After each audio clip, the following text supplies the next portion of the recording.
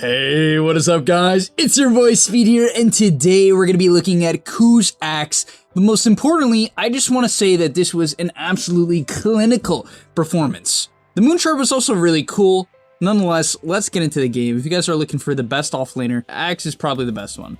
And the reason why I say that is a lot of offlaners, when the game hits 30, 40 minutes, they lose their solo kill potential. They lose their kill potential in general. Actually, a lot of offlaners in general don't really have solo kill potential. But Axe, he does. His early game is still pretty good because of Vanguard being good and Blink being just Blink. And then this Manta Shard build is nuts. So yeah, let's get into it. But nonetheless, if you're excited to learn a little bit about Dota and you want to learn more, go sign up to the gameleap website right now. We post videos there every single day. I'm continuing to try to improve the content I make over there, and you're really going to notice that if you watch those videos and apply the concepts, you'll get better much quicker. So click the link down below, give it a shot. There's a refund policy if you don't like it. Check out some of Speed's content. I know you're going to enjoy it. All right, I'll see you guys there. All right, so the laning stage, really there's two main things I want to talk about. Number one, the person he's laning with is a Warlock, and number two, the Warlock's gonna stack. That really is all I want to say for the laning stage. We'll go over the examples of why this is important, but basically all I need to say is Axe is not a good laner early on. You're a low armor hero that does not trade well. You are a 2 armor hero with mediocre trading spells. Counter Helix is decent at best, and therefore in this lane it's really great what T1 does, which is a large reason why they won this tournament. Ku here is laning with a Warlock. What in the world would a Nyx Axe do? Nothing. Nothing. So instead, what you can often do, and what I recommend you do in your pubs, is try to pick Axe with heroes like Warlock. Now, you might be saying Speed, but X Team, OG, or whatever picked Axe with Clockwork and the clock dragged waves. Yes, there's ways to play around it. I just want to say that I think, in my opinion, the most optimal way to play Axe is to have him with a sustain hero, just because the hero needs solo XP and wants ancient stacks. And Whitemon basically just does that the entire lane. You can literally, if we watch his performance, which you're not going to do, he just like blocks the poles so that VP can't grief Axe's farm completely, and most importantly, he's going to stack ancients while he heals up Ku. Now, Ku, even with these heals, does not have a good laning stage. It ends up still being a very difficult game for him, at least early on, but that's okay. Your hero wants to recover, you expect to recover, and you expect to play the farm game later on. One little tip I have as well with Axe during the laning stage to optimize how well you can, number 1, farm, number 2, push in the wave, and number 3, trade is all the same thing. It's creep aggro. But it's sort of like the reason why Timber creep aggros. Timbersaw, he creep aggros in the intent to build up reactive armor. Axe wants to creep aggro in the intent to build up counter helix, well, not really build up counter helix, but proc counter helix. And you'll see in this clip here, what I want you to really pay attention to is how often he actually aggros off Nightfall. He does it there in an attempt to draw aggro from these 3 creeps and farm up this camp as soon as possible so that it can't be contested later on. And he does this actually a few times here until he can eventually farm up this camp, at least portions of the camp, and the entire wave. And what might have happened if he didn't do that is the wave would have staticked on the large camp. Kingslayer would have been able to easily contest the entirety of it. He did contest a little bit, but he would have been able to contest almost all of it. And because it would have taken longer, Whitemon wouldn't have been able to actually focus on stacking the camps like he does here. And this is what I'm talking about. If you are playing Axe, please, please, please, please ask your whoever it is to stack camps. Stacks are the name of the game. I cannot stress how much pros abuse stacks. It actually kind of frustrates me. Like, I say that because all they do is stack. Like, literally, I think I could be a professional support. All I gotta do is stack. That's obviously a joke. Trust me, guys, you're not going pro just because you know how to stack, but you get the point. Now let's talk about items very briefly. I want to keep it very simple. He had a stick in this lane because Abaddon and Disruptor spam a ton of spells. And then you want to rush a Vanguard. That's about it. Now you might be saying, what if it's not a good stick lane? Okay, you can buy a Ring of Protection instead. Or you can skip it entirely and try to get the Ring of Health a little bit earlier. And what you'll notice is if you put like the majority of your attention on farming, right? If you don't focus on like trying to pressure the enemy and you just focus on your Vanguard timing, you'll do much better on this hero. Where people go wrong on Axe is they kind of look at him as this like mega brawler. And to be fair, in some matchups, that can be the case if he's against like a Phantom Assassin, sometimes against like a Slark, or against maybe a Terrorblade with no meta. yeah, you can definitely put pressure. You can definitely go aggressive. But where people go super wrong is in a hard lane, for instance, like the lane he just went against, an Abaddon Disruptor, where they're just going to nuke you down all the time. That's where people go wrong, and they actually try to put pressure when they really shouldn't, right? They try to go aggressive when they just need to focus on last hits. And you'll see he's 0-2 right now, but because he takes a couple stacks, he's now level 7 at minute 8, when Nightfall, who currently is 2-0, is level 6, which is why stacking is pretty OP. It's just like, ugh, I don't know. I kind of almost don't like to see it. But guys, if you're playing in your pubs, like, look, stack, stack, stack. All he's doing is taking stacks. And he's gonna have a ridiculously early blink after going 0-2. On top of that, I do want to say, as a bit of a side note as well, in your pubs, you're probably thinking to yourself right now, the speed my supports, they are not the best. Not too good. And I get it. It's just farm. Please. You know who's also not as good? Your laning opponents. You probably won't die as easily if you don't overextend and pull a lot of aggro. So just get a better Vanguard timing, and then farm the jungle anyway. And now after feeding in the lane, he is tied with top net worth. You love Dota 2, guys, really. It's just such a great game. No, it is a good game, but look what he does. He gets this blink, picks up a wand, and most importantly, when you get your blink, buy a smoke. Do this every single game. Without fail, you guys need to have certain points of your game when you're trying to become a better Dota player. You need to have certain aspects of the game that repeat themselves. If you don't have certain things that repeat themselves every single game, like these habits that you can develop, you will not become good at the game because there's too many factors that you need to focus on that are game dependent, right? That like kind of switch per game. What are my matchups? Who can I smoke with? These type of things. They kind of switch per game. And so here, you notice at this 11:55 minute mark, he's going to stack again because that's all he knows how to do. It's the only reason why Ku's a good player. He's going to pop a smoke. They end up going for a 4-man smoke here. It wasn't even his, but in your pubs, this is what you want to do. Not necessarily 4-man smoke because most people are not going to be up to smoke. They're not going to be like necessarily ready to make some weird movement. Just find one guy. It can be your position for Skywrath, your mid Lina, whatever it is, just find one person and go to a ward. Or go to a jungle. For instance, let me give you a bit of a good situation here. There's 3 heroes showing top on the enemy team.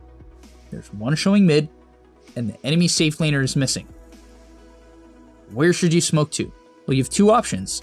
Either this bottom jungle, hopefully you saw them farming away bottom, then you should smoke to the bottom jungle. If not, smoke to the triangle. And just look for a pick off on the carry, for instance. Or, if the mid laner is alone mid, you could smoke and try to kill the mid laner alone mid. And that's kind of what they do here. They end up bumping into Nightfall, which is kind of a bummer because he's playing Abaddon.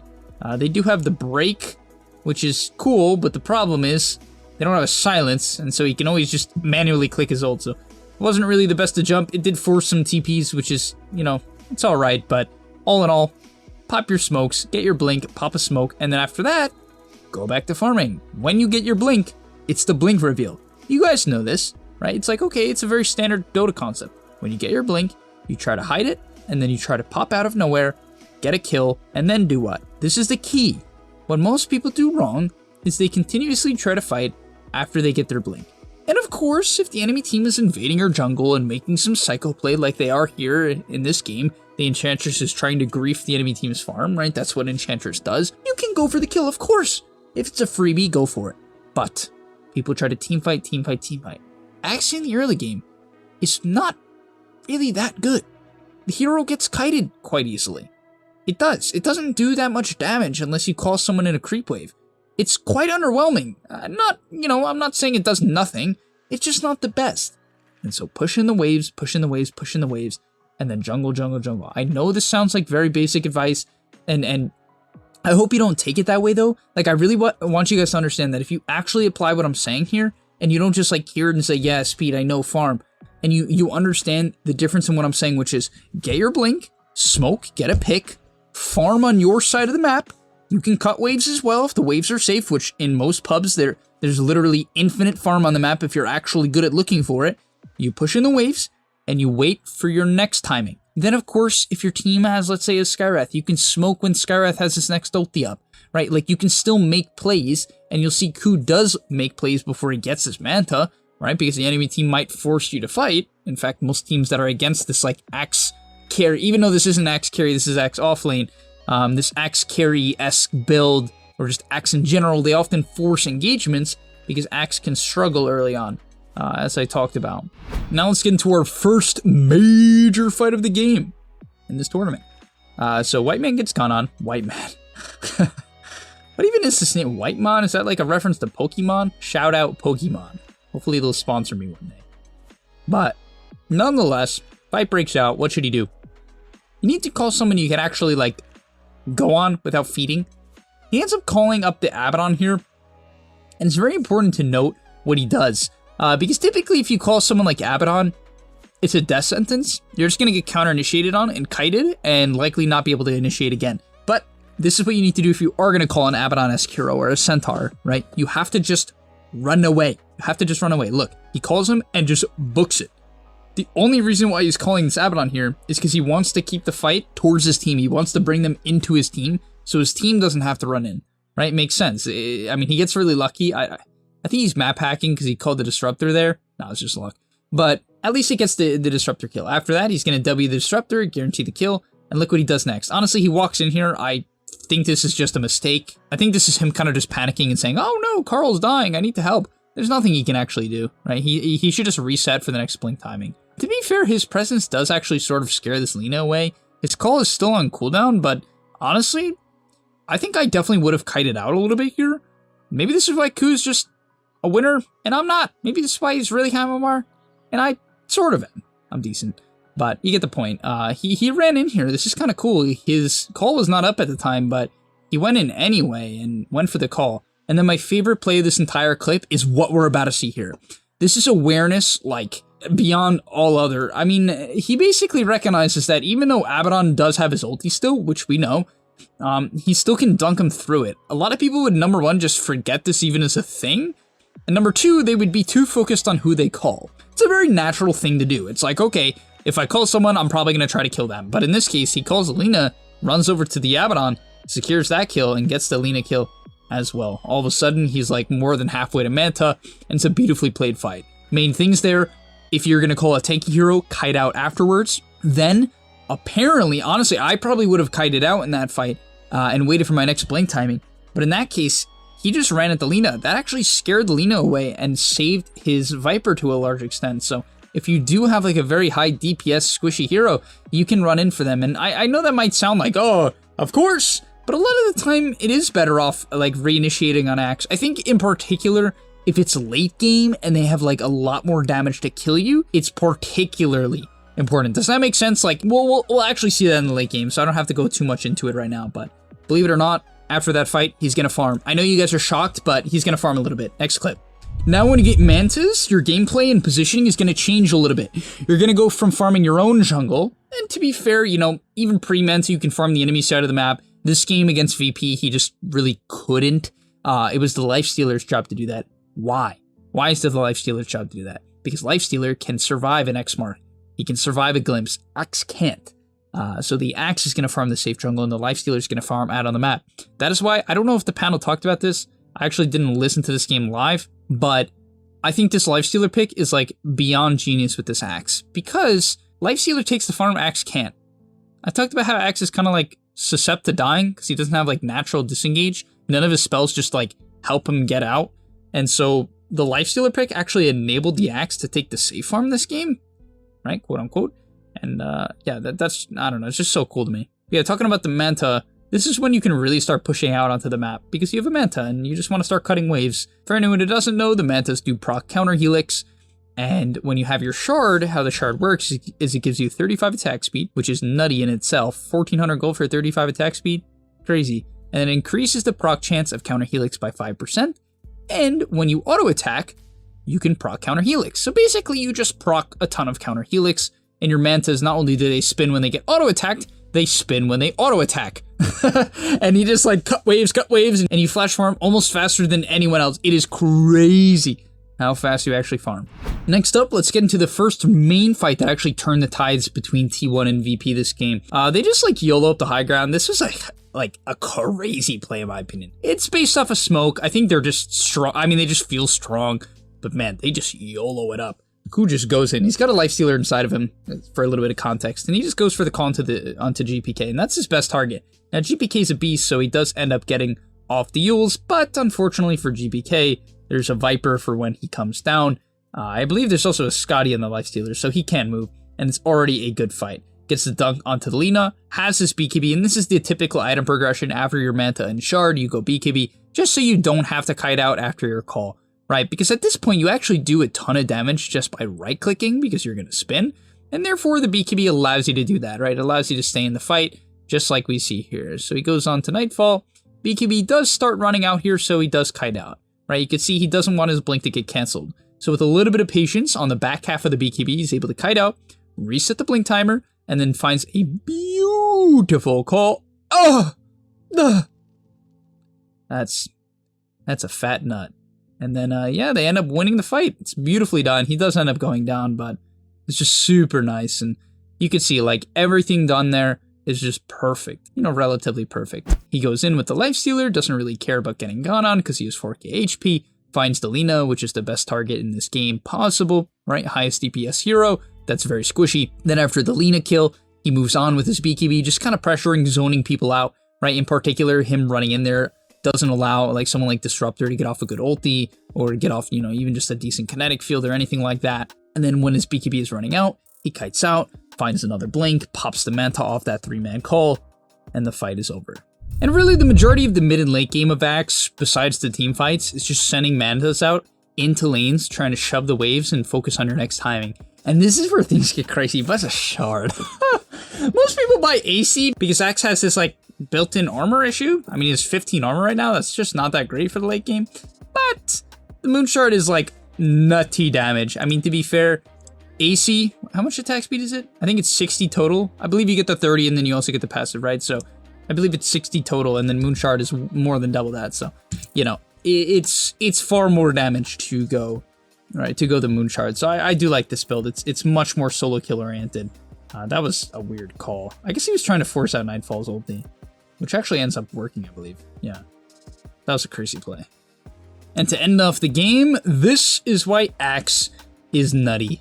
I talked about how heroes can't really solo kill people in the late game, the offlaners in particular.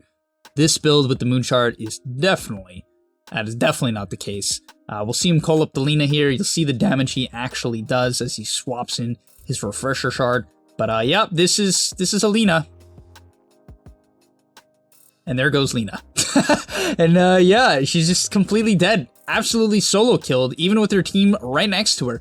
And the crazy thing about Axe is you can't actually purge calls. So it's not like Abaddon could have shielded the Lina to dispel her. It's not a thing. And so when you get to this point in the game, when you have a BKB and a Mantop, you can just solo kill people for the most part. Especially if they lack stuns to clear out your illusions or at least disable them. You really solo kill people. But yeah, with his little, what is this thing called? Ninja Gear? Yeah, Ninja Gear. He even has more attack speed because of the Agi. He can stay on the side, wait for a decent call. He's clearly looking for the Lina because he could easily solo kill the Disruptor right now, but he's got no BKB, so he needs to prioritize. It's a much more important target. He does end up finding the target, but doesn't get him. You can see though, I love that, you know, there's such a clear idea of him and what he needs to do this game in terms of who he needs to jump. We saw that in the last few fights. He was consistently looking for GPK, and that in and of itself just makes him, you know, one of the best players in the world. It's just understanding who and when you need to jump them, and having the patience to do so. Right, that's going to be all for this game.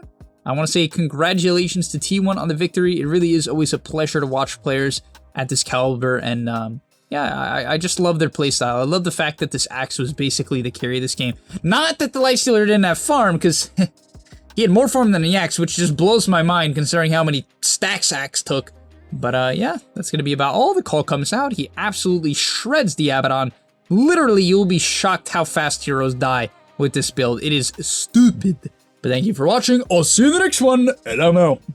Peace. And that's all. But remember, before you leave, come on, before you tune out, subscribe to the gameleap website where we are going to help you get to the next rank. If you're stuck, click the link down below, and I'm out. Peace.